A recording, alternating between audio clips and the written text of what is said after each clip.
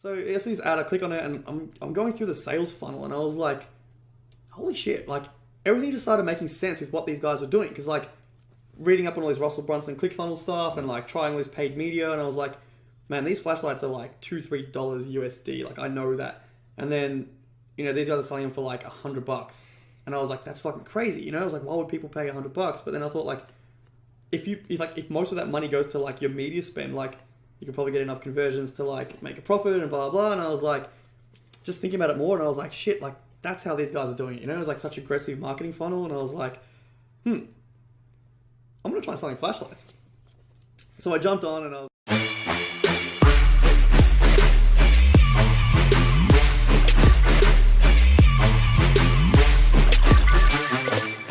Hello and welcome to a very special episode of The Robust Marketer. This is our first episode back after Christmas and after Affiliate World Conference, our first podcast live in 2018. It's also the first podcast I've ever done with someone actually in my studio here. Today we are super lucky to have James Petrellis from Direct Offer Club. I met James when he came to the Facebook Elite Retreat, which was the mastermind that we held after Facebook Mastery Live in Bangkok when we were in Phuket. And right away I could tell this guy was legit. And I think he felt the same, because shortly after we ended up meeting just sort of randomly in Las Vegas, having a good time there. And then he even decided to come all the way to Victoria. And he's had a series of adventures that I cannot get into on the podcast, but we've also continued our amazing talks that we had all about the future of e-commerce, the role of affiliates in the e-commerce game. I'm really excited to have this conversation for all of you here today as the first podcast of 2018. So welcome to the Robust Marketer, James. How you doing? Thanks, Eric. Doing very well. Happy to be here in Victoria. So let's just figure out how we're going to sit here, first of all, on this sort of casting couch. Sorry about that. But why don't we start by telling the audience about your sort of marketer's journey? Okay, cool. So so I've been in e-commerce for about 5 to 6 years. I actually, if you want to go all the way back, if you're going to do the whole thing, we'll start from scratch. Might as well. I started my first e-commerce business when I was 15 in high school. I was selling home security alarms on eBay, which is kind of weird and random for a 15-year-old. But my dad runs a little like security installation company, so I would buy alarms from his suppliers and then sell them on eBay. And at the time, I was working at Burger King, or in Australia, it's called Hungry Jack's. So I was making $5.90 an hour. And I was working maybe like 30 hours a week, like after school, and like doing that whole thing. And then, then I started this little eBay business, and like, I was making like within like 2 weeks, I was making around $800 a week in profit. And I was like, shit. And I was in high school, and like, I was just in class, and I couldn't concentrate. Like I didn't care what these teachers were telling me, because I'm like, you guys are probably making less money than me right now, and I'm sitting here in class. Like it was crazy. So that's what got me the bug. That's what got me like really excited about like online marketing and making money on the internet and all that sort of stuff. So I did that for like my last couple of years of high school, and it was like up and down. I ended up getting all these competitors jump on board after a while, and then the problem with eBay and like places like eBay and Amazon is like everything just becomes a price war. So unless you are the cheapest, like for most things, like you're pretty much like that's it. So because people just sort by least expensive. Yeah, exactly right. Yeah, it's like a commodity type thing. Totally. So that didn't really work out. After a while, I probably, you know, if I know what I know now, I would have made it work. But so yeah, that ended up dying down. Then I ended up like working a couple of jobs. Like I worked with my dad for a little bit. I worked in like a cell phone store. It's called Vodafone. I learned a lot about like sales and like being a lot more like open and being like a better person from that whole role, because it was just like constantly like we earned like commission on sales, so it was constantly like cold approaching customers and making that happen and building a relationship. Building a relationship. Basically like learned sales and just like got like heaps more confident as a person, stuff like that. So that was a really good experience. And then I started my first e-commerce, like proper e-commerce business, I guess, back in 2013, and it was a detox tea company. Nice. At the time, Like Greta, exactly right. Yeah, so it was basically inspired by Greta to build this business. And it was a time when there was really not many brands on Instagram. Like, I mean, Greta rose, like she had a company called Skinny Me Tea, and that was, I think, like literally one of the first, like she was one of the first people to actually do this on the whole platform. And at that time, it was really, really easy to make money as a brand promoting yourself on Instagram. There was so many very, very popular accounts, like people with 10,000 followers, 50,000 followers, 1 million followers, and all these people were like getting hit up by people like us, getting offered, free products and payments to do sponsored posts, and that became a thing very, very quickly, and it was very, very profitable for everyone. So it was, within like, we had this little thing kind of running on the side for like, it was probably like close to a year, right? Where we did nothing. Like, it was me and a business partner. We had like zero involvement. We couldn't really be, we had another thing that we were doing full time, and this was like a little side project. And then it just got to the point where we were like, hang on, like we should really dedicate time to actually, like there's so much money on the table here, and we're just like, we don't even care.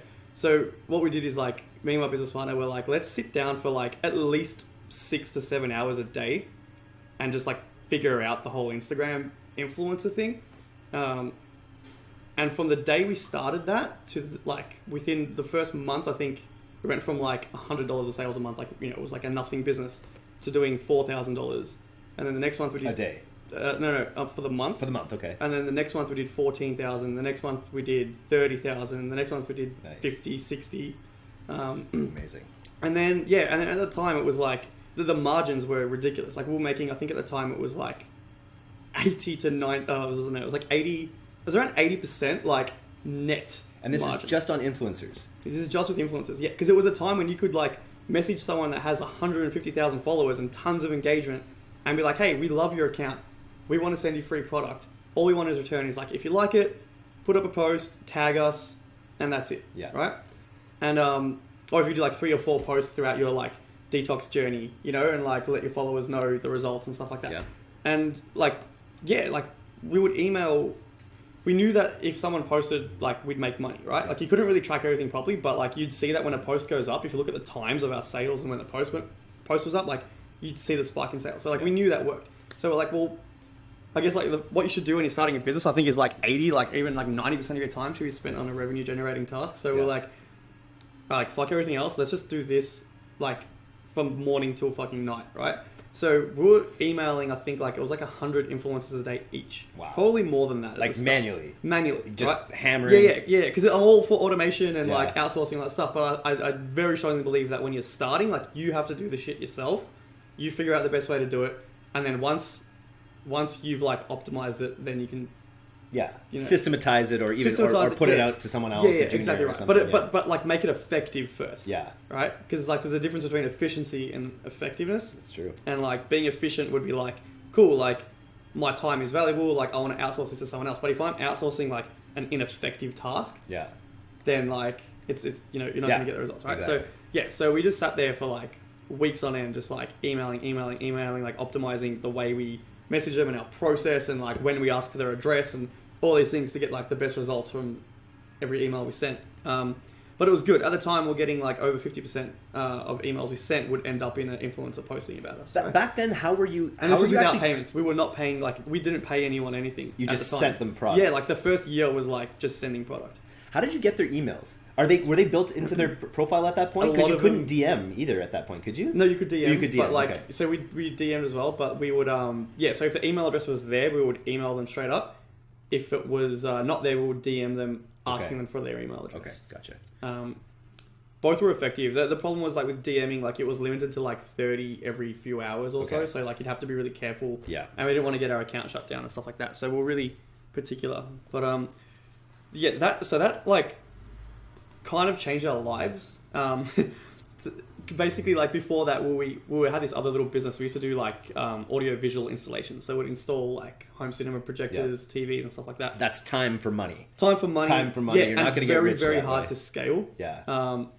And it was a bit of a broken business model in the sense that like most of our revenue came from wall mounting TVs, and that requires 2 people to do, and it'd only make like a $200 profit per job. Yeah. So it was good for us, right? It was mostly cash. Cash so, in like, your pocket. Yeah. We would literally just go like do like 3-4 jobs a day.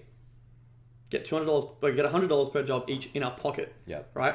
And then go home and just like watch TV for the rest of the day. It was like an easy life. Yeah. But then got over that. I got sick of like crawling in roof spaces and like breathing in insulation and running cables and all this shit. And I was like, no, we're smarter than this. Like, we're so much smarter than this. We can, you know. Anyway, so what happened with this like Instagram brand that we built was like, we ended up making like, we didn't have to like be anywhere, just like work off our laptop. We used to do our own fulfillment. Eventually we got someone else to do that. Sorry, you were going to say something. No, I was going to say, I remember when you told me your story when we were walking on the beach, what was the aspect of it where you were sort of down to your last... I'm getting to that. You're getting to that, sorry. I thought, so you already went up and there's still a... This is what's so much worse, right? Because like, so I'm like rambling a bit, but basically the brand was called Bar and Body. And it's funny because we're talking about it, right? Like most people like now everyone's talking about like, shit, you got to build brands, you got to get away from direct response. Yeah. I kind of like did the opposite, and I'll explain how and why. But so we're making like, I think we're probably making about a $30,000 to $40,000 profit per month.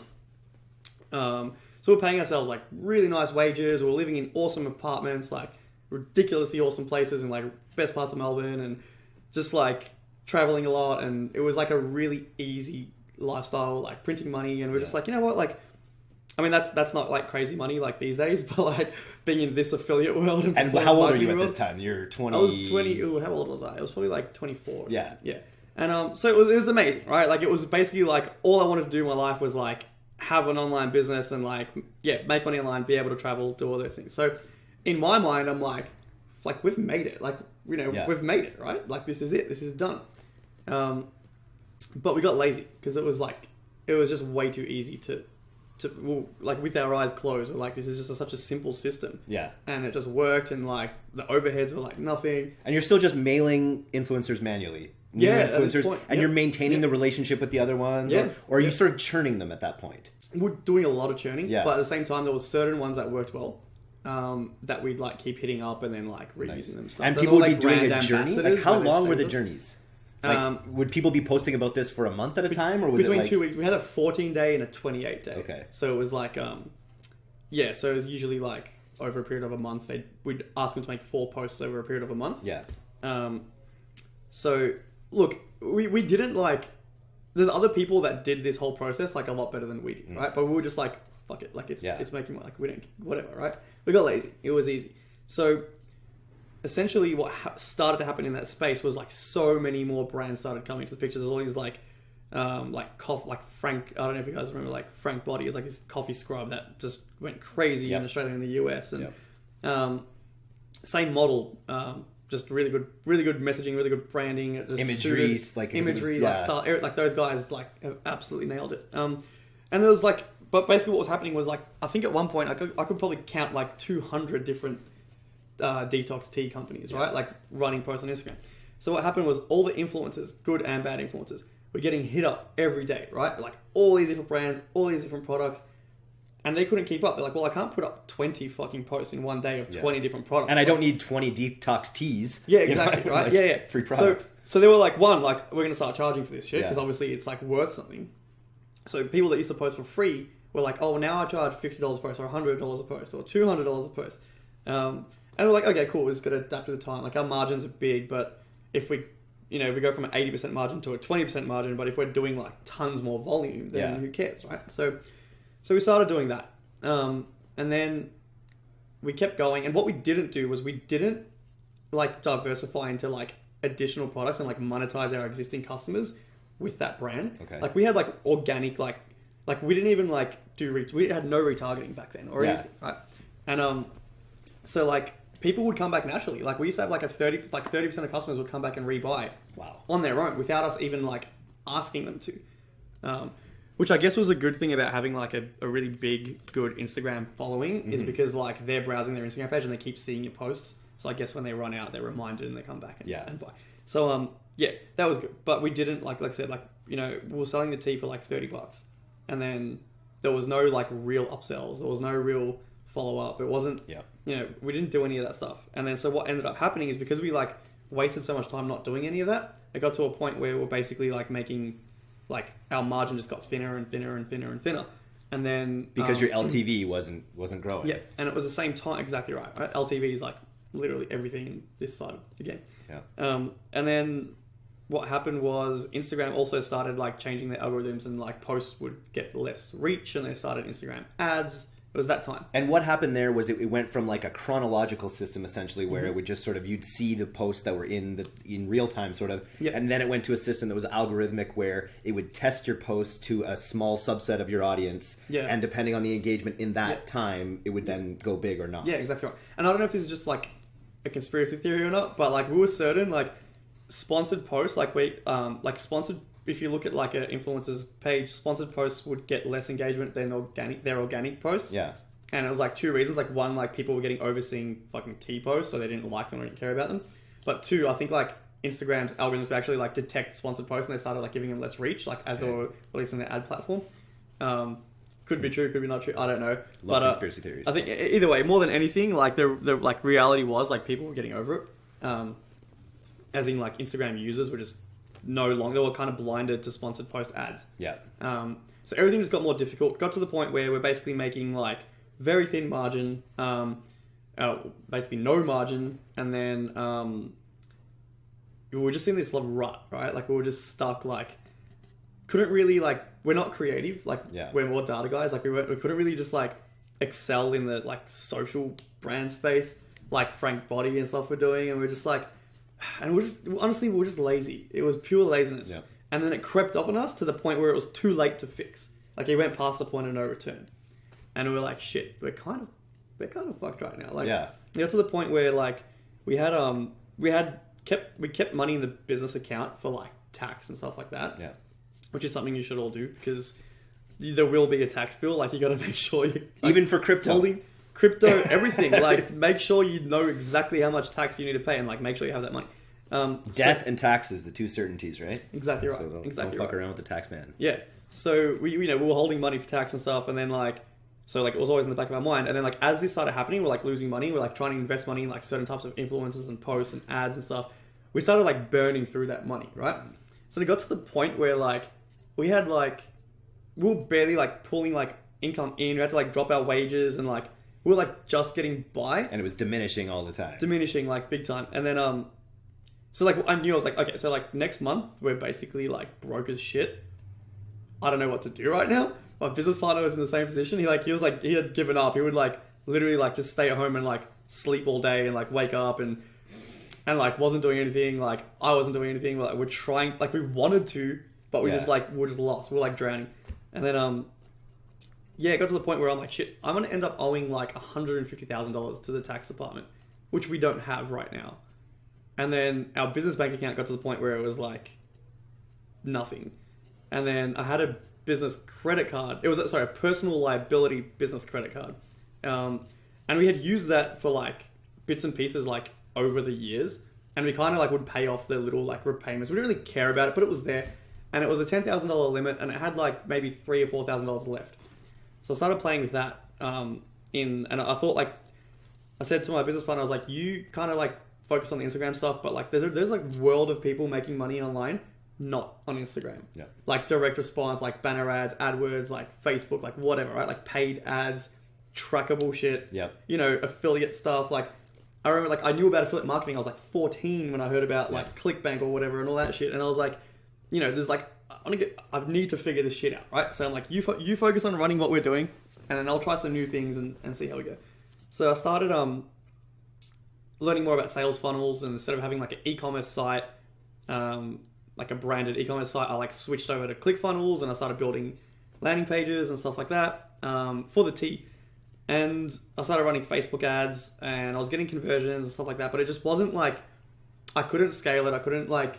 I just couldn't get it to be like super profitable like it was with Instagram. And also like we're running out of time. I'm like, you know what I mean? Like I don't like, you're literally on borrowed money at that point too. I'm on borrowed money, right? Yeah. Like I don't even have like, every day is like a massive problem, right? Yeah. So then like I would go to the office, like try a bunch of shit.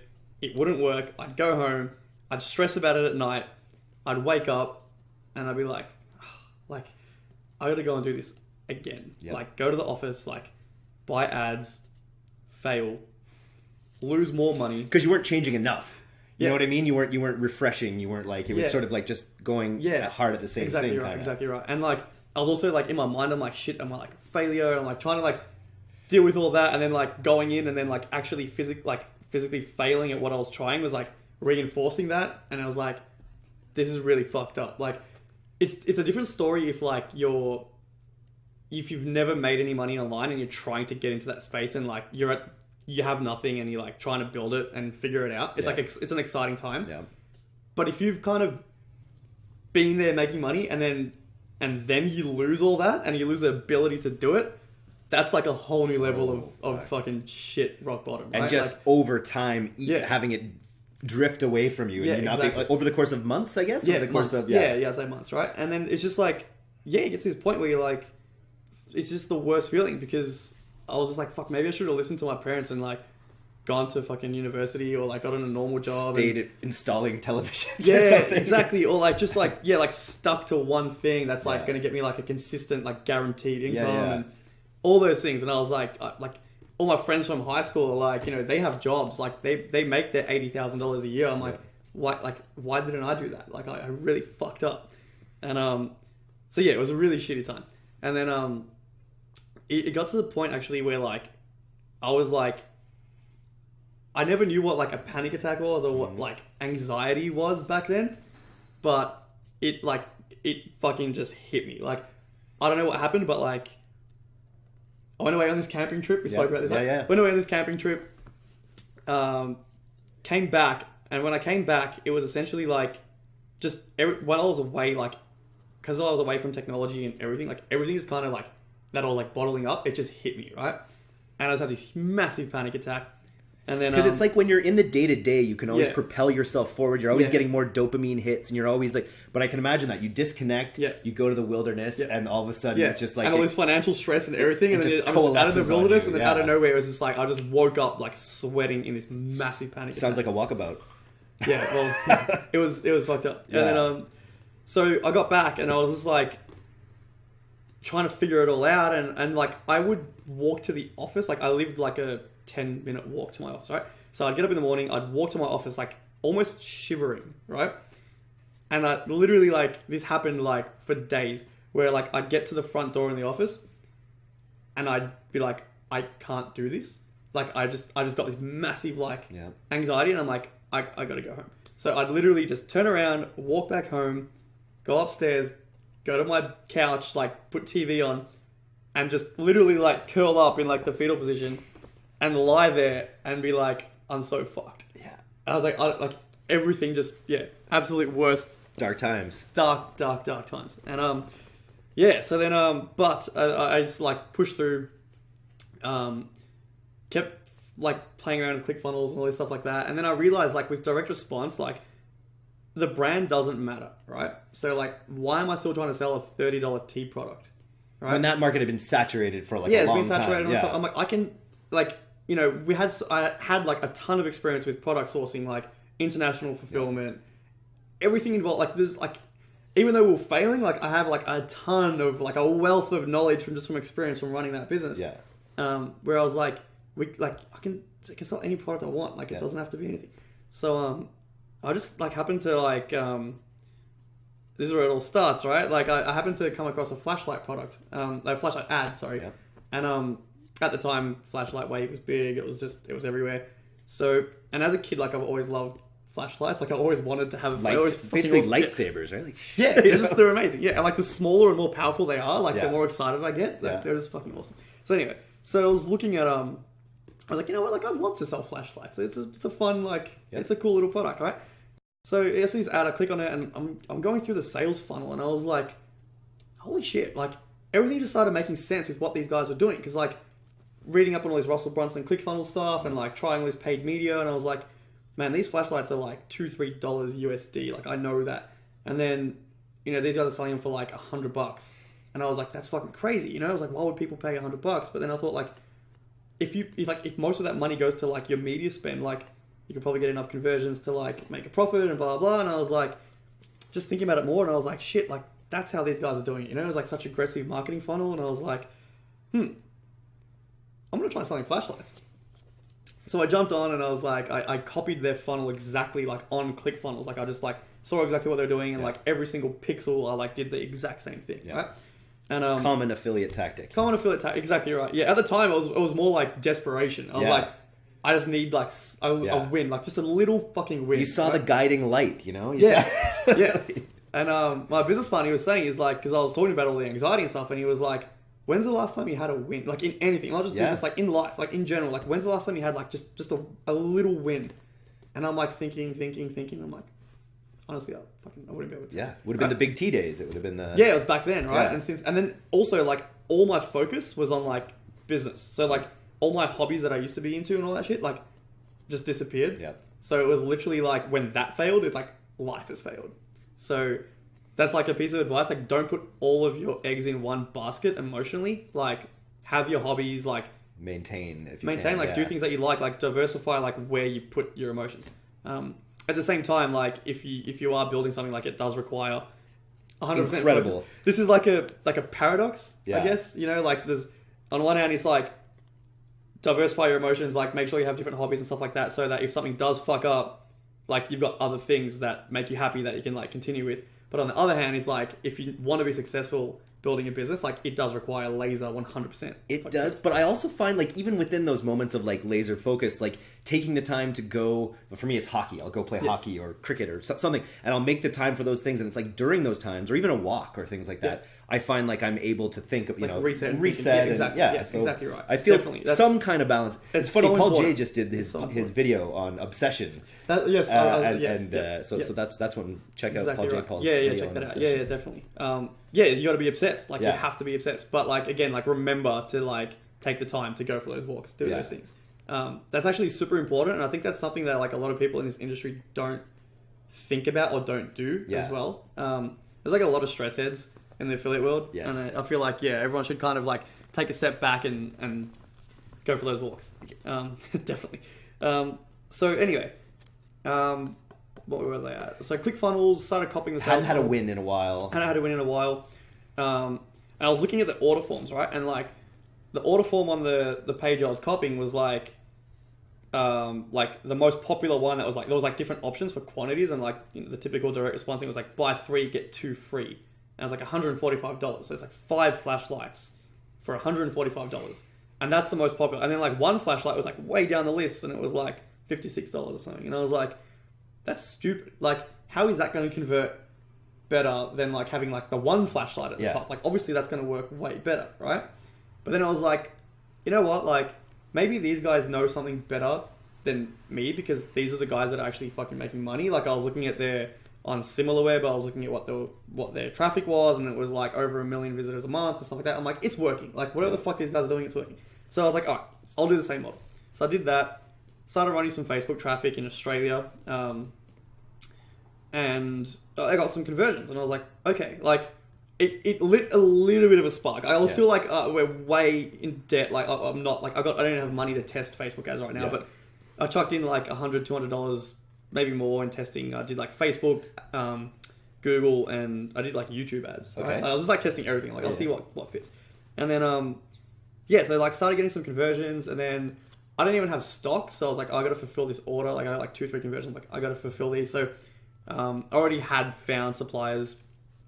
I use Alibaba.com for the most part. You usually have to buy high quantities with suppliers from there, but it's really easy because like they have English speaking sales reps. Anyway, there's all different ways to source products. I just like using Alibaba. It works for me. I found a flashlight supplier. I got in like so at this point I literally had like $500 left on this credit card. So I bought like $300 worth of flashlights, and we're still making sales with this tea business. Mm-hmm. So it was still like dripping in some money like here and there, but essentially we're down to like definitely under $1,000 at this point, right? And that's it. And like I was literally like a month behind on my rent for my apartment. And there's tax bill looming. And that was like $3,000. Like I can't even pay that. And then there's a tax bill looming. All this shit, right? So I'm like, we'll fuck. So anyway, I get these flashlights in, like unbranded, just this little like white box, like crappy fucking thing. But they were there, fulfill the orders. And I just kept looking into how these guys are getting traffic. I'm like, where are they advertising? How are they doing it? And then all the tracking links and stuff, it was all like affiliate, like through affiliate networks and stuff. Like I just like figured that out. So I was like, hang on. I'm like, these guys are just like, these are all affiliates running. So I must have an affiliate program. So I found the affiliate program. Had a look at like which networks they were on and how that was all working. And then, so I started reaching out to networks. And when I did that, I had like an Australian and US version of this funnel. I started reaching out and they were like, cool, like the flashlight stuff, like that's been done, right? Like this wave happened fucking 3 years ago. Like, you know, you're 3 years late to the party. And I was like, okay, right. So I was like, don't, like, maybe this is all fair. But then there were like, there was multiple networks. They're like, but in like France and in LATAM, so like Argentina and stuff right now, like it can work. It can work really well. Can you do something like that? And I was like, well, yeah, like we've been like doing international fulfillment for the last 2 years. Like, yeah, I don't see why not, right? Like it can work. So, this network, and I won't mention the name of the network, but it was like the guy that owned this network doesn't exist anymore. Is like has a pretty bad reputation in the industry. Okay. I didn't know this at the time, and he was like, "Man, if you can build me like a Spanish translated version of this funnel for LATAM, and if you can fulfill there and all this stuff, is like I can get you like 200-300 sales a day, you know?" And I'm like, "Wait, he's like 200-300 a day." And I was like, "Clicks or sales?" And he was like, "Sales." And I was like, "Oh shit, like, okay, this, like, you know, average order value is like $140 or something." I'm like, that's some decent fucking, you know, this is what we need right now. So, he's like, "Can you do this?" I'm like, "Yeah." So what happened was, within like 48 hours, I had a fully professionally translated sales funnel in Spanish and the sales customer service rep, Spanish customer service rep ready to go. Luckily, because one of my best friends who I share an office with owns a translation company and they do accredited. So he has experience like translating websites and doing it right and making sure it all works. And that was actually, that was a big part of how we've been successful with all this like international e-commerce is like super fucking good translations. Yeah. Fully localized, culturally specific. Yes. And a lot of people use like these little like freelancer websites for translations, and like you're getting like really poor quality stuff done. It's just not going to convert. And as soon as you can tell, it's not like you read anything that's in like English or something, right? You can tell. What's hilarious is like affiliates would translate our like French funnel for like our flashlight brand. It was Lumify flashlights. So they'd translate that into English and then like run it in Australia, and then I'd see the ads and the English is so poor. And I'm like, oh my god, dude! Like, just like what is this? Yeah. And we never got those conversions because like it wouldn't work. But anyway, so within like 48 hours, I messaged this guy at the network back. I'm like, "Here you go," and he was like, "Whoa, like that was fast." And I was like, "Yep, let's do this," you know.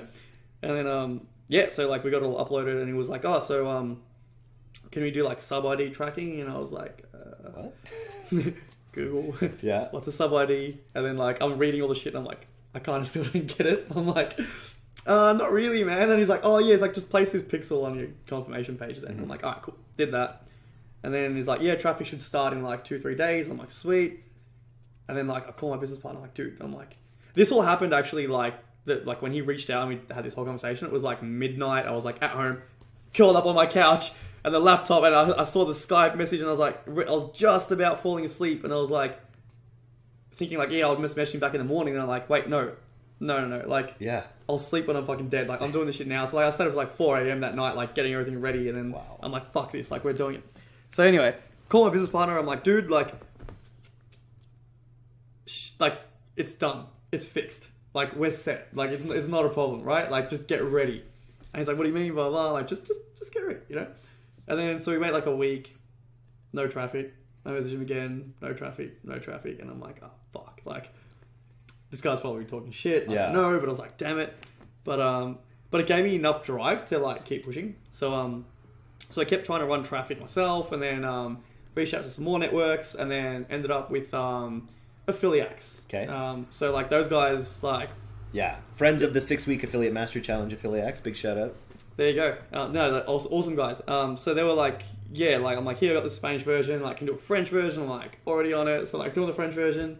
We upload all the offers, and like within a week, like we just started getting sales, and it started at like 10 sales a day for like a few days, and 20, 30, 50, 100, 200, 300, like just, it was insane. With those AOVs of 150, $100 bucks. Wow. Yeah. So like we'll make, like from the start, we're making like $10,000 a day almost, you know, like within that first few weeks of testing. And I was like, holy shit.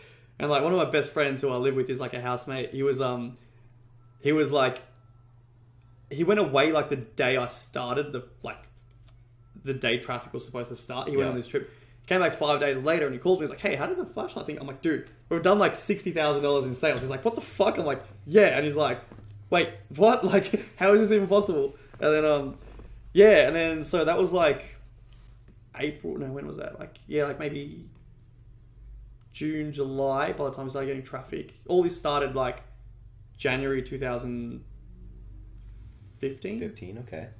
Yeah. Or 16. I'm so bad at dates and times. It's fucking ridiculous. I think it was 15. Anyway, and then, so we ended up like, basically, where was that? What's my train of thought now? 60 grand in 5 days. 60 grand in 5 days. Yeah. All right, cool. So then as we led to like November, December, like we're like, can we do like the Netherlands? Can we do this? Can we do that? Blah, blah, blah. And like all these other networks are hitting me up. Do you have proper affiliate tracking at this point yet? Or are you still just relying on the networks? I got Cake. I got Cupcake, the basic Cake Basic or whatever they call it. It used to be called Cupcake. Yeah. And then then I switched to the full version. But so then I figured out the whole tracking thing and all that, and it was all good. And tons of networks hitting us up, tons of affiliates hitting us up, and we just kept scaling. Like we went from like my business partner was fulfilling these flashlights from his garage, like at the start, and then like within a month we went and like rented a warehouse.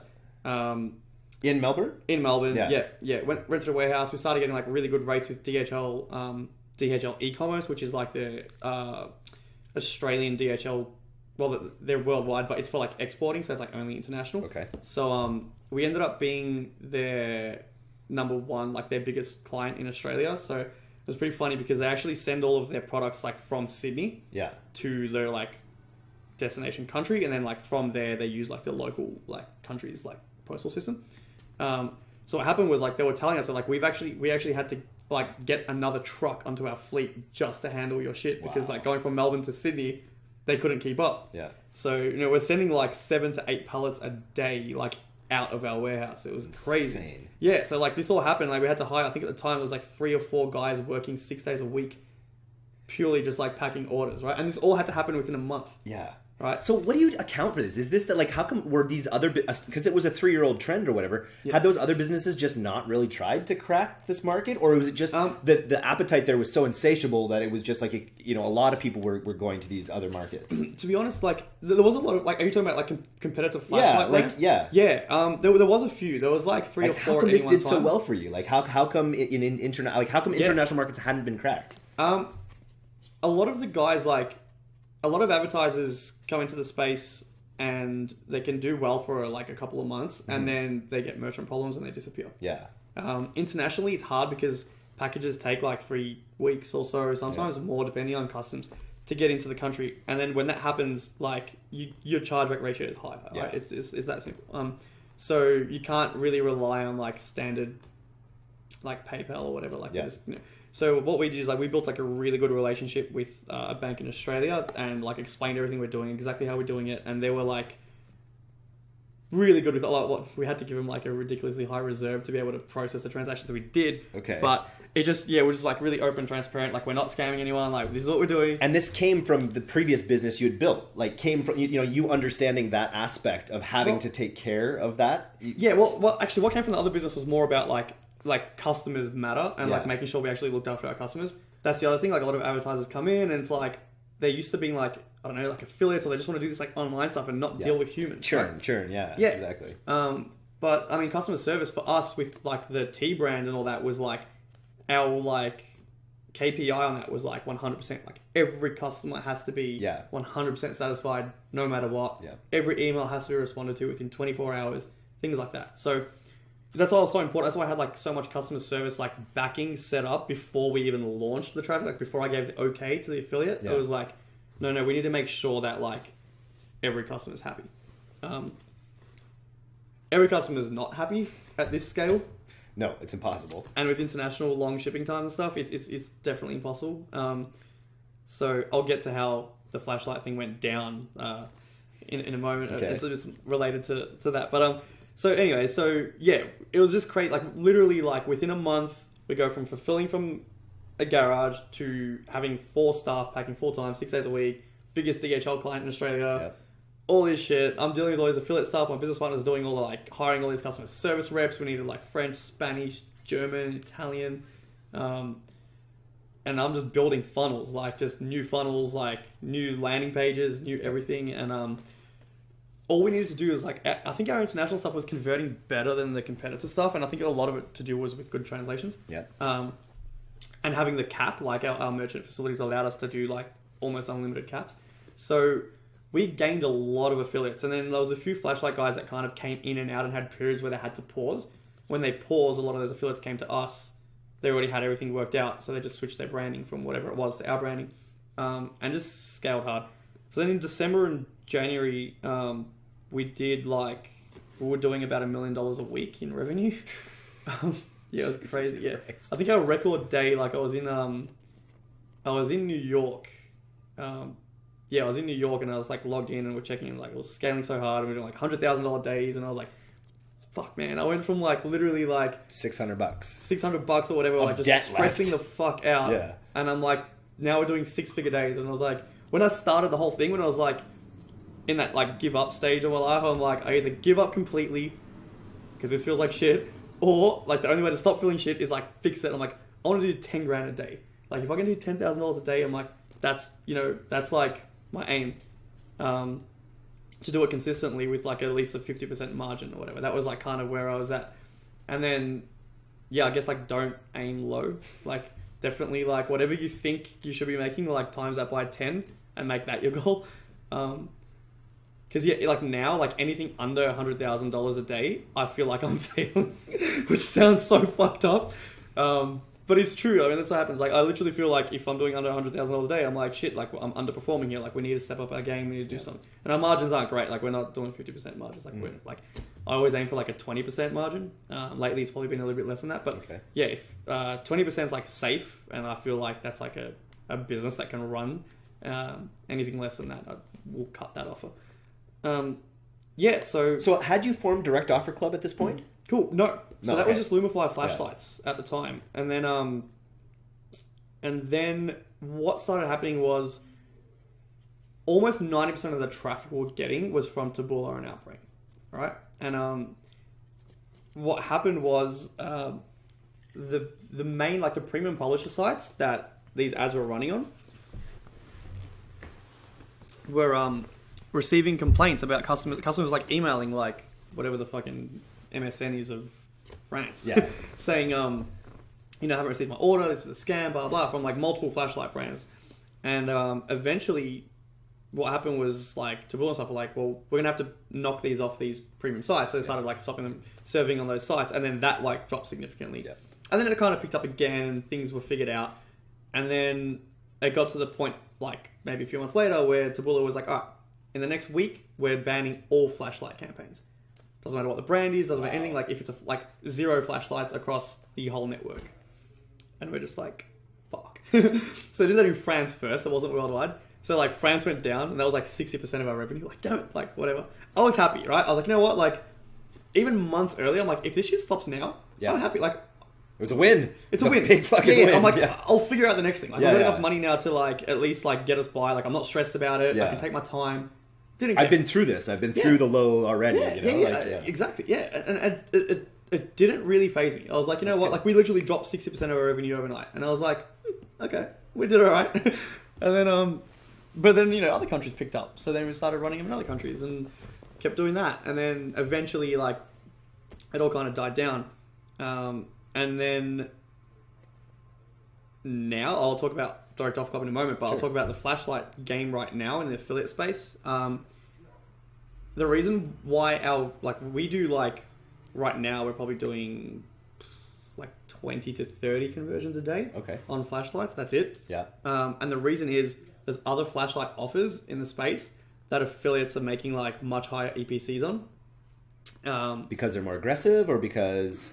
Aggressive is like an understatement. Yeah. Right? So what's happening is, and this is where like I have, like everyone has their own like boundary, like moral boundary, right? Like where they draw a line. And there's no right or wrong. Like mine might be like here, yours might be like there or there or whatever, right? So like I'm not like judging anyone for doing whatever they do, but the way the flashlight offers are set up right now is like way above where I like cut it, right? So like continuity or something. Well, or... yeah, it's continuity, but it's like so it's like the whole like diet thing, but like with who needs monthly flashlights? It's not even that. It's nothing. So like okay, so I won't say the brand name or anything, but the guys that are doing like 600-700 conversions a day right now, good on them. Like honestly, good on them. Like they're making it work and they're making it last. So like it's good, right? But essentially, you buy the initial offer. It's like one flashlight, I think, and it's like $39, and you get like a battery and a little kit or whatever. And then so once you've purchased, the next upsell is a like batteries or whatever. It's fine, no problem, straight sale. The next upsell is like join our VIP club. And it's like, there's like VR Club memberships. You get like discounts on other products. It's like $8 or $9 a month. It gets built to your card. If you tick no on that, if you actually say no to that, you still get subscribed. Tested this thoroughly. Yeah. And then and then you get to the next page, which is your confirmation page. All good. But on that confirmation page, it's like, actually, I don't even think they mentioned this on the confirmation page. They may or may not. But when you get your confirmation email, it's like, oh, there's also like $9.95 for shipping, which is not mentioned anywhere else. Yeah. And there is also like an $8 something tax, right? Which is like not mentioned anywhere, right? And then so they're doing the whole like merchant account rotating thing, multiple transactions, blah, blah. So applying that whole model, and it's working for them. Good for them. We can't keep up with that. And your line is a little bit different. Morally, I don't want to do it. Yeah. And yeah, good for them. Like, and I don't think it's sustainable. Like, yeah, I think even just like a month ago, there's like a massive issue with a whole bunch of mid accounts getting shut down for that type of shit with the Neutro and all that.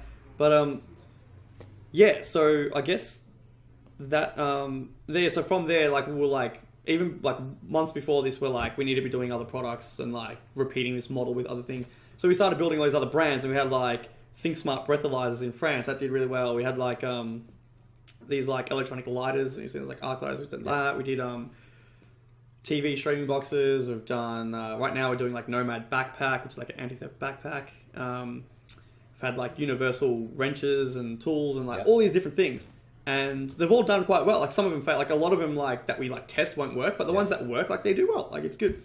So then I was like, hang on, this is just a mess. I've got like this like cake tracking software. It's like kind of Lumify branded, and we've done all these things and affiliates and affiliate networks kind of know us as Lumify, but then they kind of know we have other stuff. Yeah. I was like, let's just make Direct Offer Club, and just like we're just a direct e-commerce advertiser building offers for networks and for affiliates.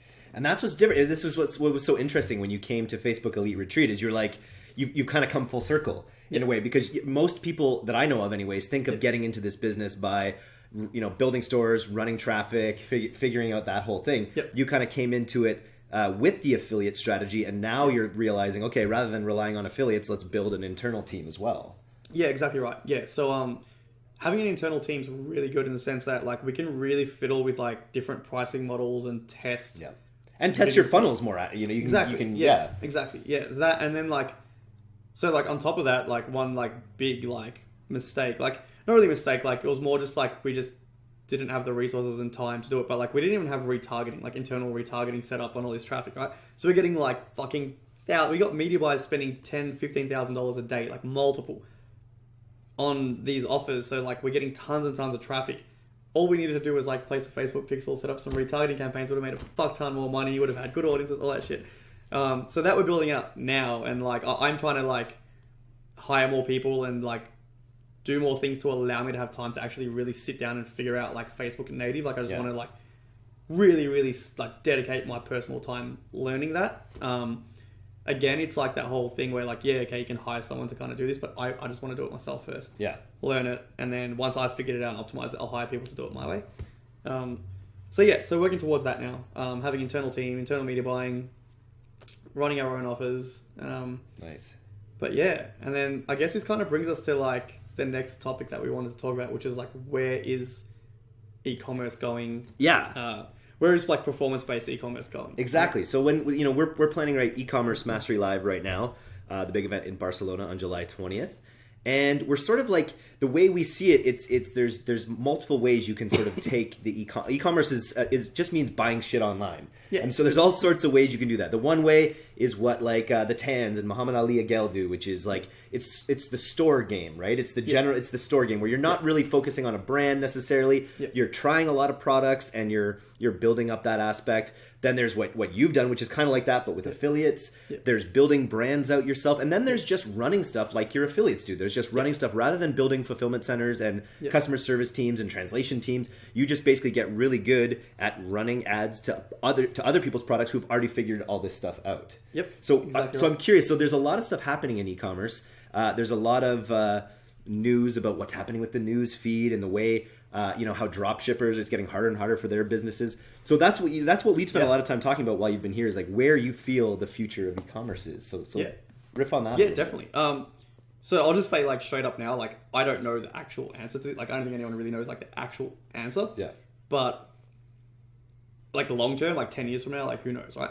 But what we do know is like 10 years from now, like offers, like a lot of popular offers on these networks, like outside of ecom, like all these sweepstakes and all these like Nutri stuff and all this shit, like cloaking. I don't really know if that's going to be around in the next 10 years. And I know like if you look back, right, like that's been around forever. And there's always been these talks of like, this shit's going to stop. Like there's all these new algorithms coming out. Affiliate marketing is dead. And like there's always going to be a way. Like hackers will always find a way to like break through, right? Every single time. But I do think that we're at a point, in the next 2 years or so, like up until now, like machine learning and AI stuff like wasn't a thing, and like biometric, like you got your fingerprint readers on phones, you got face recognition now with the new iPhone and stuff like that. This shit wasn't a thing back then. Like I know like Facebook, I actually just read an article like Facebook just acquired a company, like a biometric like facial recognition company, right? So it's like, well, these like farmed accounts and stuff eventually not be possible, and like, you know what I mean? Yeah, like totally. Like because they're investing in AI, but they're also investing in humans, like a huge, like their revenues or their costs are going way up because they're hiring so many more people to get on this physically, and then building AIs around what they're learning. Exactly right. Yeah. So I feel like it is going to get to a point where it is like it'll overtake, right? Yeah. Like machine learning and AI shit, like we won't be able to keep up with that. And then that's like on the running traffic side, but then on the affiliate side, like as well, like if you're doing all this like merchant, like cascading, and if you're like rotating mids and load balancing and all that sort of stuff, and like doing this dodgy shit, I mean, like Visa and MasterCard and stuff, like all that shit's getting cracked down on as well, right? Yeah. Like I don't see that really being a thing in 10 years from now. Okay. Right? But now talk about drop shipping. Talk about even the very basics of people wanting to jump into e-commerce now. Okay, so I'll get to e-commerce. That was just more just like the shitty network stuff, right? But like e-com. So everyone's now like kind of stressing out, and they're like, we need to like build brands, and this dropshipping thing's fucked, and affiliates are like, wait, I'm an affiliate, I do like CPA stuff, and then I don't own the customer or anything, and then like ads are getting more expensive. And they're like, shit, I need to build my own store and I need to build my own brand. Yeah. So you can own your audience better. And, yeah. So like that's the kind of general vibe I'm getting now from the whole industry, is like that's where people are kind of freaking out, and they're like, all these affiliates that are doing black hat or anything, even running e-commerce stuff, is like, shit, no, I need to build my own stores and like do all this myself. Now, okay, so I think what the most important thing is, like the primary goal of the e-commerce space right now is lifetime customer value. That doesn't mean branding, right? Necessarily, no. So branding is like one method or one tactic or thing that should be applied to lifetime customer value. Yeah. But really, like if like at the end of the day, everyone's like, oh shit, you need a brand. It's like, no, you need the lifetime customer value, and a brand could or could not be part of that. Yes. Right now. Yeah. Right. So this is on the advertiser side, by the way. I'll get to affiliates in a moment and why they don't need to stress. So as an advertiser or as a store owner, if you are building, if you're building out a store and you're getting customers, you need to make sure, like, one, like the biggest problem with low quality e-commerce right now is shipping times, right? Yeah. So the reason why customers are unhappy is shipping times. 90%. Yeah. Right. Product quality, for the most part, if you're doing it right, like customers are happy with their products. Yeah. They just don't want to wait a month for it to arrive.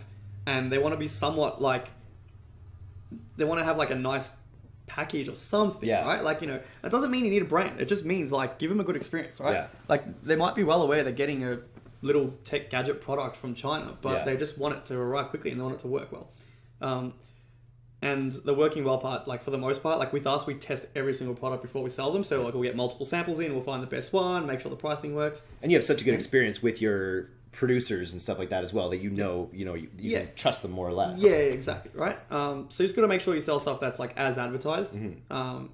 Definitely as advertised, so don't be too aggressive. And then it's honestly like it's 90% shipping times. Yeah. And communication, like we respond to all customer service emails within 24 hours. Like it's a must. Yeah. And if you can keep that customer happy on the first time they buy, then you need to work on like how to keep selling to that customer, or like with your emails, with your Facebook list and stuff like that. If that's the case, you're going to do well. I believe that if like in the next 2 years or so, like the way media spends are going, like Facebook ads are saying it's going up 30% a year and all that sort of stuff. Yeah. So, if that is the case, then it will get to the point for sure where you're not going to make a profit off your first sale. That's interesting. Right? It's just not going to happen. The only way e-commerce and direct response will make money is like making money off existing customers that have been happy. Yes. Right? So, and again, I'm not saying you have to build a brand. It's good to build a brand, but like you need to somewhat be able to resell to these customers. In a way, do you need a brand? Because if you're going to sell, because there's some products that you need more of again and again, but there's other ones where you want to be like, hey, another great product from Ronco or whatever, exactly. Right? So it's like that in that way, I can see a brand being beneficial. Exactly right. Yeah. So like it just depends how much dedication you want to like focus on like the brand name and stuff. But as essentially you want to get that lifetime customer value up. So that's having a brand is good. But you don't do that though. You're not like direct offer club to consumers, right? No. We have like gadget tech trends. That's like one of our sites. So like we play on that because most of our offers like are sold through gadget tech trends. So we can kind of like have a centralized... Nice, and have a newsletter for new products on the gadget tech trends. Exactly. Yeah, exactly right. So there's like somewhat of brand building, right? Yeah. But at the end of the day, it doesn't mean shit unless your customers are super happy. And, So again, it's like everything you do, like the goal should be lifetime customer value. And that's where, like in this space, affiliates right now are kind of scared because like ad spends are going up and like these are the CPAs and then we're not going to make profit anymore, right? So they're freaking out. Like we've got to get into drop shipping and shit. Well, it's like, no, like... The affiliates don't actually need to stress at all. It's the advertisers and the store owners that need to stress because they need to make sure that they can afford to buy customers and then make money off them. Right? That's right. Whereas all that means is in the affiliate space, affiliate guys running ecom and lead gen or whatever it is, they will be getting paid higher because advertisers like us, right? You think about it, right? Yeah, I was thinking about because I was wondering if you're trying to say that you're not going to make money off the first purchase, how are affiliates ever going to make money? But you got to go up the chain to do the affiliate advertisers. Marketing will always exist, right? Yeah. It's like their media buyers. Like if they just like they focus on the media buying and then we focus on running the business and making that money on the back end. That's what the whole thing's all about, right? So the people that need to stress are like me, right? Not the affiliates, because all that happens is like in 2 years from now, let's say I've got this current setup and I'm paying a $60 CPA like per conversion on this. I need to be able to pay $80. That's the stress. Yeah. Right? Because if I pay $80, that affiliate's going to make money. Yep. Right? And so he'll keep running and run volume. Right? And if I don't pay $80 and then some other e-commerce guy is like doing it better and he can afford to spend $80, I lose. Yeah. Right? And then I'm fucked. The affiliates are fine because there's going to be someone that does it, right? There's going to be multiple people that do it. So like the affiliates have no problem. And so affiliates need to find advertisers who have their back end sorted out. Exactly. In a way, right? Yeah, which will happen, right? Yeah. So like they'll be on networks, they'll be around, like it'll be a thing. So affiliates don't need to stress. Just keep doing what you're doing. Focus. If you want to be a media buyer and you don't have to worry about fucking merchant processing and customer service, fulfilling in your garage, all that stuff. Yeah. If you don't want to do that, then like you don't. Like if you're a media buyer, just keep buying media. Be good at it. Be the best at it, so that when times change, you have that competitive edge. Yeah. And then. The e-commerce guys, like, there'll be a few that will follow. Yeah. They have to, right? This is part of, like, adapting to the whole process, is, like, making it clean. If you can get a good lifetime value out of that customer, like, even if you're losing $20 on that sale, like, eventually you're going to make that money back down the track. So, it's us that need to stress, not the affiliates. Super interesting. Do you ever think about, like, are you an affiliate network yourself? Or do you just always rely on other affiliate networks? Well, we rely on other affiliate networks, but we also have, like, our own little... direct offer club, like it's our own little affiliate network, I guess. We don't run other people's offers, like we don't have anyone else's stuff on our network. It's just your stuff. It's purely our own e-commerce products. So every time there's a new product, we build a sales funnel and offer out of that product. And then we do multiple geos, and then we put that out to the affiliates that run our And increasingly, you test it yourself as well. Well, now we're starting to do that a lot more and more. We're having really good relationships with a few guys that actually, since Elite Retreat. Nice. Yeah, definitely. That was like the most, I'll talk about that later, but Elite Retreat, like this mastermind that iStack set up, it was like, probably one of the best things I've ever done.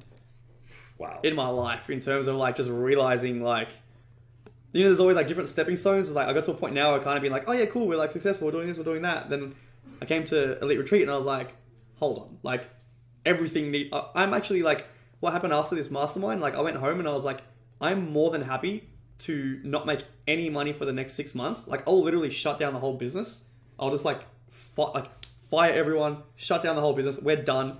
And start from scratch and just build things up the way I want to do it to like scale harder. Wow. Like that's where I was at. I was like, I don't even care. Like, I want this and we're here right now and we need to change so much shit. So like, I want to take a step back and build this properly. Interesting. It was really good. Wow. Really good.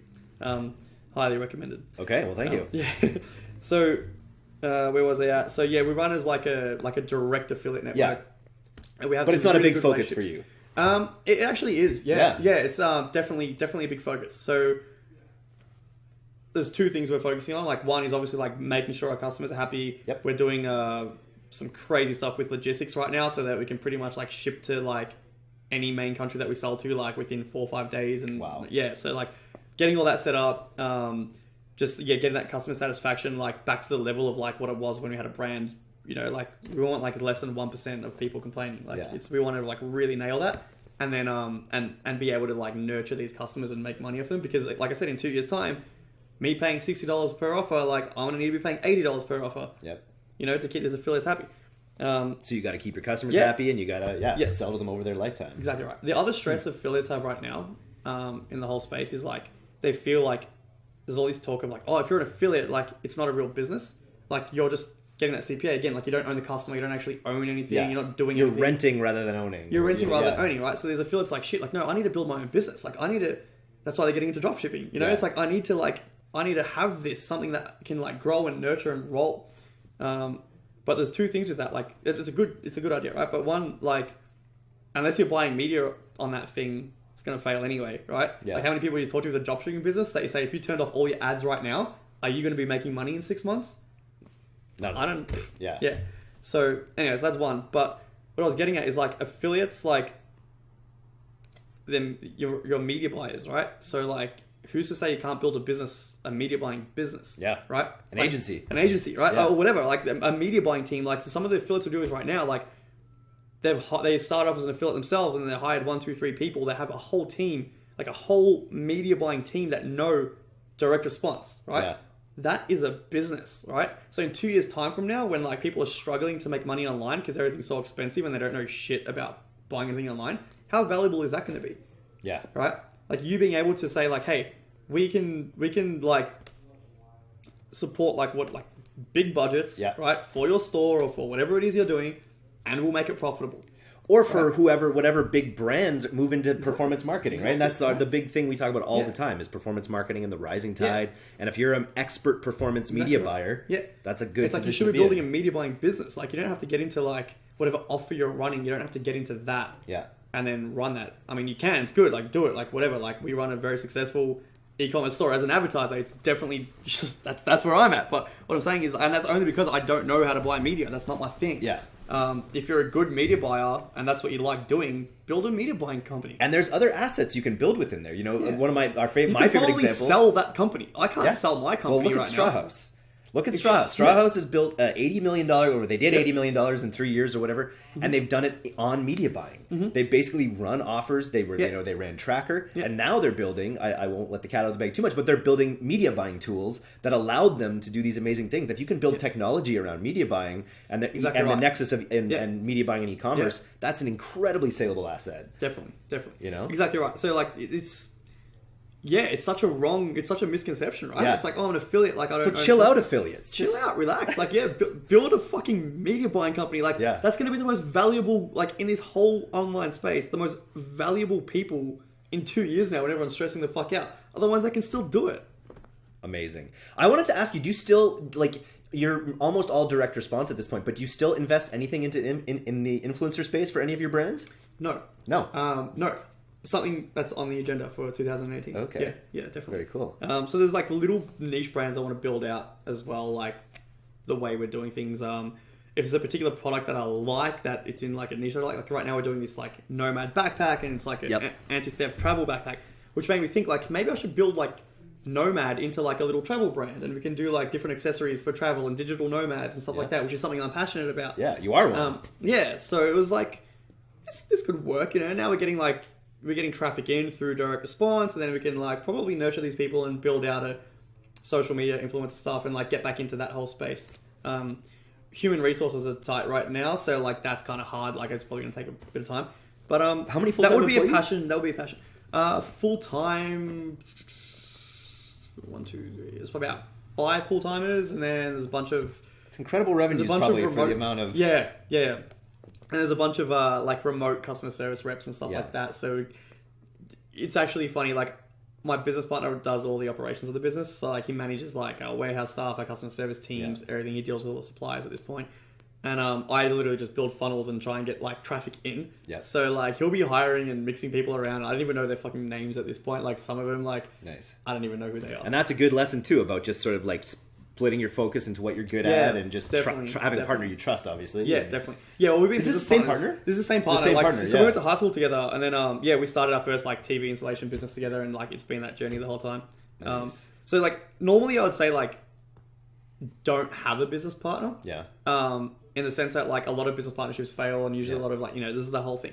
But in this particular case, like we're always on the same wavelength. We have the same goals, outcomes, and like he's like fucking super smart. He's like 10 times smarter than I am. I'm just a fucking hustler. Like I just don't give up. But he's like super smart and switched on. So we have our like advantages, you know. Yeah. But separating things are like super key. With the Instagram business, we're doing the same thing most of the time. We'll just do the same thing, but like double the output, which is like the dumbest thing ever.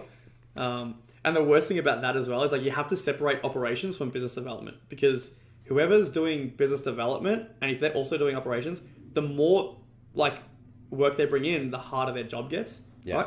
So like this isn't just for stuff. This is for yourself, like a psychological thing. Like back in the day, like when I first started the tea business, like I was the one fulfilling the orders. Yeah. So like every time we'd scale up, it's like shit. There goes my fucking weekend. Fucking work to do. Yeah. And like, which is good because it's exciting, but at the same time, like it's a barrier. Like it holds you back. And then when we outsourced that, it was like full force. Like fuck it, I want to get as many as we fucking can. Yeah. Like I don't even care. Like I'm not even touching it anymore. You know what I mean? Like so. Yeah. It's that operations and business development definitely needs to be separated, even if it's just you yourself. Nice. Yeah. So I think we've actually, is there any, we've gone long. This is, usually we do about 40 minutes. We're over an hour, but in person, time just flies. Were there any other like key learnings you wanted to get out?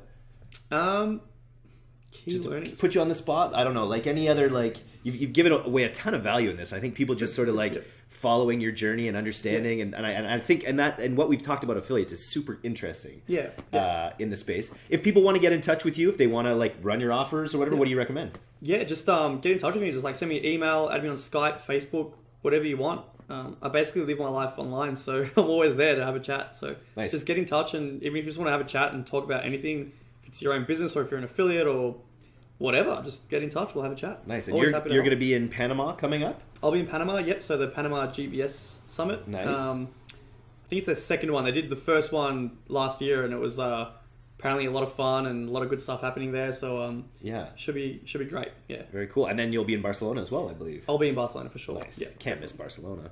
Very cool. As a final thing, I want to say, what have you, like, not a lot of our audience probably has experienced Victoria, British Columbia, but what are your thoughts on spending a week in Victoria?